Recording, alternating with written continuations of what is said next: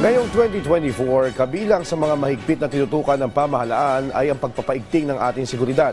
At hindi naman nabigudya ng gobyerno dahil ang ating crime rate malaki ang ibinaba. Pero hindi lang palaya ng hamon sa ating bansa, kundi ang umuusbong na cybercrimes. Ang naging tugon dyan, ating balikan sa PTV Highlights 2024 ni Ryan Lesigas. Dito, sa bagong Pilipinas, isa lang ang gusto ng pulis, ligtas ka. Sa ilalim ng bagong Pilipinas, nais ni Pangulong Ferdinand R. Marcos Jr. ang kaligtasan ng publiko. Isa nga sa mga utos ni Pangulong Marcos sa hanin ng PNP, ang mas maraming police visibility para mapigilan ang paglaganap ng iba't ibang krimen na maaaring ikapahamak ng mamamayan. Ang PNP agad nirecalibrate ang kanilang deployment partikular na sa mga matataong lugar. Ang hakbang na ito ng PNP agad nagbunga, dahilan para bumaba ang naitatalang crime rate sa buong bansa.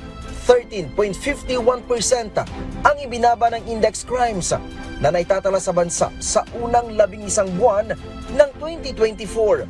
Ibig sabihin, mula sa mahigit 35,000 naitala na index crimes mula Enero hanggang Nobyembre noong 2023, bumaba ito sa mahigit 30,000 ngayong taon sa kaparehong mga buwan. Kabilang sa mga petty crimes na ito, ang pangdurukot, pagnanakaw, carnapping, at pang-aabusong pisikal. Record high naman ang ibinaba ng focus crimes na kinabibilangan ng murder, homicide, physical injury at rape na umabot sa 60%.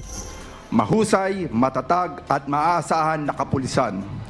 This is our promise and commitment to our country as we undertake the internal and external changes necessary to improve our services to you.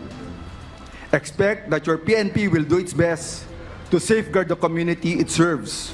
Bumaba din ang cybercrime cases sa bansa ng 5.75% sa ikatlong quarter ng taon kung ikukumpara sa unang 6 na buwan. Mahigit 3,400 lang ang naitala na cybercrime sa bansa mula July hanggang September ngayong taon.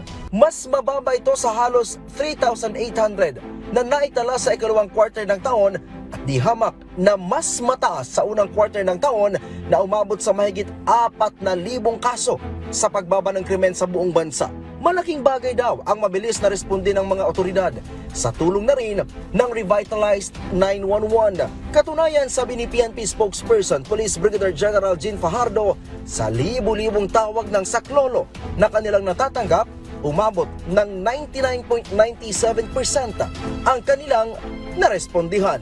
Ako po si Ryan Lesigas at ito ang Highlights 2024 para sa bagong Pilipinas.